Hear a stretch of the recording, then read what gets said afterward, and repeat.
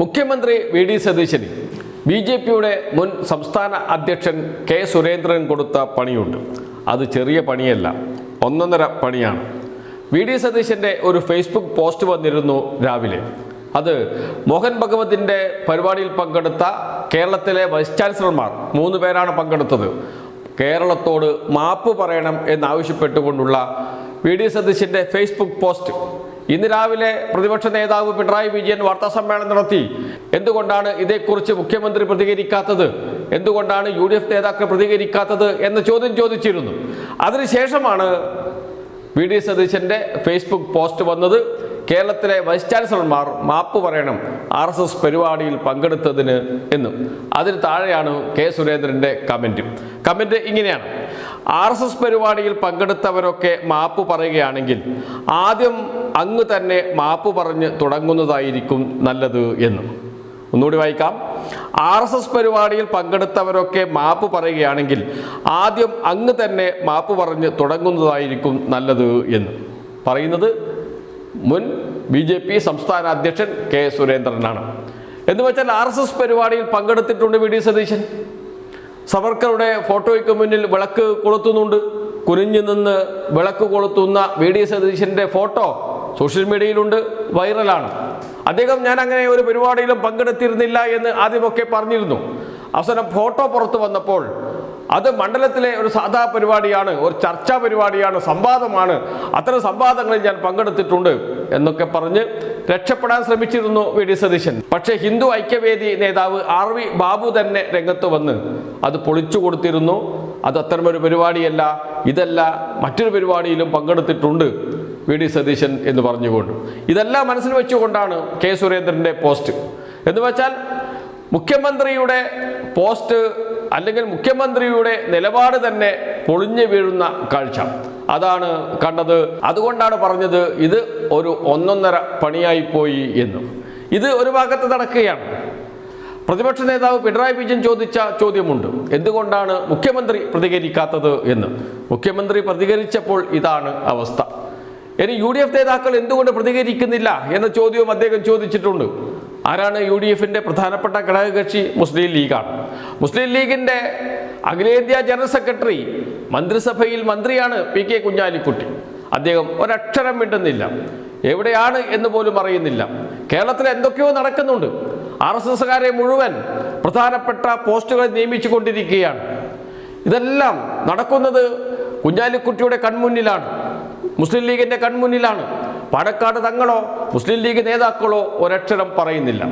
മുസ്ലിം ലീഗിൻ്റെ മന്ത്രി PMC നടപ്പാക്കാനുള്ള തയ്യാറെടുപ്പിലാണ്. LDF ഒപ്പിട്ടു, അതുകൊണ്ട് നടപ്പാക്കാതിരിക്കാൻ കഴിയില്ല എന്ന് സമർത്ഥിച്ച് PMCയെ കേരളത്തിലേക്ക് കൊണ്ടുവരുവാനുള്ള ശ്രമങ്ങൾ നടത്തിക്കൊണ്ടിരിക്കുകയാണ് മുസ്ലിം ലീഗിൻ്റെ മന്ത്രി ഒരു ഭാഗത്ത്. പിന്നെ അവർക്ക് എന്തു പറയാൻ കഴിയും? RSSനെ വിമർശിക്കാൻ കഴിയുമോ? BJPയെ വിമർശിക്കാൻ കഴിയുമോ? വിമർശിച്ചാൽ വീട്ടിലേക്ക് ED വരുമോ എന്ന ഭയവുമുണ്ട് എന്നാണ് കേൾക്കുന്നത്. എന്തായാലും മുസ്ലിം ലീഗ് ഒരക്ഷരം മിണ്ടുന്നില്ല എന്ന് തീരുമാനിച്ചിട്ടുണ്ട് എന്നാണ് പുറത്തു വരുന്ന വിവരം. പക്ഷേ ഔദ്യോഗികമായി അത്തരമൊരു പ്രസ്താവന നടത്തിയിട്ടില്ല എന്നേ ഉള്ളൂ. അതേസമയം ഉന്നത വിദ്യാഭ്യാസ വകുപ്പ് മന്ത്രിയുണ്ട്, കോൺഗ്രസ് നേതാവ് റോജി M. ജോൺ. ഉന്നത വിദ്യാഭ്യാസ മേഖലയിലാണ് RSS ഇടപെടുന്നത്. ഉന്നത വിദ്യാഭ്യാസ മേഖലയെ കാവ്യവൽക്കരിക്കാനാണ് RSS ശ്രമിച്ചുകൊണ്ടിരിക്കുന്നത്, ഗവർണറെ മുൻനിർത്തി. അപ്പോഴാണ് വാർത്ത വരുന്നത് ഒരക്ഷരം പ്രതികരിക്കുന്നില്ല ഈ വിഷയത്തെക്കുറിച്ച് എന്നും, മൗനം പാലിക്കാനാണ് തീരുമാനിച്ചിരിക്കുന്നത് എന്നും. RSS കേരളത്തിൽ ഇടപെട്ടുകൊണ്ടിരിക്കുകയാണ്, അതുകൊണ്ട് ഒരക്ഷരം പ്രതികരിക്കുന്നില്ല, മൗനം പാലിക്കാൻ തീരുമാനിച്ചു എന്നാണ് പുറത്തു വന്നിരിക്കുന്ന വാർത്ത. മാധ്യമങ്ങളെ കാണുന്നില്ല, മാധ്യമങ്ങളോട് സംസാരിക്കുന്നില്ല. ഉന്നത വിദ്യാഭ്യാസ വകുപ്പ് മന്ത്രിയാണ് സത്യത്തിൽ പ്രതികരിക്കേണ്ടത് ഇന്ന് രാവിലെ. കാരണം ഉന്നത വിദ്യാഭ്യാസ വകുപ്പിന്റെ കീഴിലാണ് സർവകലാശാലകൾ. ആ സർവകലാശാലകളിലെ വൈസ് ചാൻസലർമാരാണ് RSSന്റെ പരിപാടിയിൽ പങ്കെടുത്തത്. പ്രതികരിക്കേണ്ടേ ഉന്നത വിദ്യാഭ്യാസ വകുപ്പ് മന്ത്രി? അദ്ദേഹത്തെ കാണാനേയില്ല.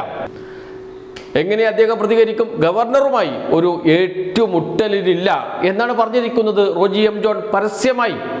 ഇന്ന് പ്രതിപക്ഷ നേതാവ് പിണറായി വിജയൻ പറഞ്ഞു, ഗവർണറുമായി ഏറ്റുമുട്ടുക എന്ന് വെച്ചാൽ രാജേന്ദ്ര അർലേക്കറുമായി വ്യക്തിപരമായി ഏറ്റുമുട്ടുക എന്നതല്ല. ഗവർണറുടെ നിലപാട് RSS നിലപാടാണ്. RSSന്റെ നിലപാടാണ് കേരളത്തിലെ സർവകലാശാലകളെ കാവ്യവൽക്കരിക്കുക എന്നത്. അവരുടെ അജണ്ടകൾ സർവകലാശാലയിലേക്ക് കൊണ്ടുവരിക എന്നത്, അതിനെ എതിർക്കുക എന്നത് രാജേന്ദ്ര ആർലേക്കറോട് വ്യക്തിപരമായി ഏറ്റുമുട്ടലല്ല, RSSന്റെ നിലപാടുകളോടുള്ള ഏറ്റുമുട്ടലാണ്. അത് ചെയ്യാതെ എങ്ങനെ ഒരു കോൺഗ്രസിൻ്റെ മന്ത്രിക്ക് കേരളത്തിൽ നിൽക്കാൻ കഴിയും? RSSനെതിരെ BJPക്കെതിരെ പൊരുതുന്നവരാണ് ഞങ്ങൾ എന്ന് പറയുന്ന കോൺഗ്രസ്സിന് എങ്ങനെ കേരളത്തിൽ മിണ്ടാതിരിക്കാൻ കഴിയും? മിണ്ടാതിരിക്കാൻ കഴിയുന്നു എന്നതിൻ്റെ ഉത്തരം സംശയം വേണ്ട, കോൺഗ്രസും BJPയും തമ്മിൽ കൃത്യമായ ഡീലുണ്ട്, പരസ്പര ധാരണയുണ്ട്. അതിൻ്റെ അടിസ്ഥാനത്തിലാണ് കാര്യങ്ങൾ മുന്നോട്ട് പോകുന്നത്. ഉന്നത വിദ്യാഭ്യാസ വകുപ്പിൻ്റെ പ്രിൻസിപ്പൽ സെക്രട്ടറിയായി നിയോഗിച്ചിരിക്കുന്നത് B. അശോക് IASനെയാണ്. അദ്ദേഹത്തിൻ്റെ നിലപാട് എന്താണ് എന്ന് ഏതാണ്ട് എല്ലാവർക്കും അറിയാം. ബീഫ് നിരോധനത്തെ അനുകൂലിച്ച് ലേഖനമെഴുതിയ വ്യക്തി, മോദിയെ സ്തുതിച്ച വ്യക്തി, ഗുജറാത്ത് കലാപത്തെ അനുകൂലിച്ച വ്യക്തി, രാഹുൽ ഗാന്ധിയെ വിമർശിച്ച വ്യക്തി, എന്തിനേറെ പറയുന്നു, ഏറ്റവും ഒടുവിൽ പ്രതിപക്ഷ നേതാവ് പിണറായി വിജയൻ പറഞ്ഞതുപോലെ കേരളത്തിലെ സർവകലാശാലകളുടെ ചാൻസലർ പദവിയിൽ നിന്ന് ഗവർണറെ മാറ്റുന്നതിനുള്ള നിയമം കൊണ്ടുവന്നപ്പോൾ അതിന് വിയോജനക്കുറിപ്പ് എഴുതിയ ആളാണ് ഡോക്ടർ B. അശോക്. അദ്ദേഹം അന്ന് VC ആയിരുന്നു. ആ പദവിയിൽ ഇരുന്നു കൊണ്ട് വിയോജനക്കുറിപ്പ് എഴുതിയ വ്യക്തിയാണ്. എന്ന് വെച്ചാൽ കൃത്യമൊരു സംഘപരിവാർ അനുകൂലി. അങ്ങനെയുള്ള ഒരാളെ ഉന്നത വിദ്യാഭ്യാസ വകുപ്പിന് സെക്രട്ടറിയാക്കുന്നു. ഗവർണർ ഇപ്പുറത്ത് നിൽക്കുന്നു. ഗവർണറുടെ സെക്രട്ടറിയെ പോലെ ഇനി പ്രവർത്തിക്കുന്നത് ആരായിരിക്കും? ഉന്നത വിദ്യാഭ്യാസ വകുപ്പ് സെക്രട്ടറി. ഇതാണ് കേരളത്തിൽ നടന്നുകൊണ്ടിരിക്കുന്നത്. എങ്ങനെ പ്രതികരിക്കും റോജി M. ജോൺ? പക്ഷേ മുസ്ലിം ലീഗ് നേതാക്കൾ മിണ്ടുന്നില്ല എങ്കിലും അണികൾ സംസാരിച്ചു തുടങ്ങും. ആ പ്രതീക്ഷ കേരളത്തിലെ മതേതര വിശ്വാസികൾക്കുണ്ട്. ഇന്നല്ലെങ്കിൽ നാളെ അതുണ്ടാകുമെന്ന് തന്നെ പ്രതീക്ഷിക്കാം.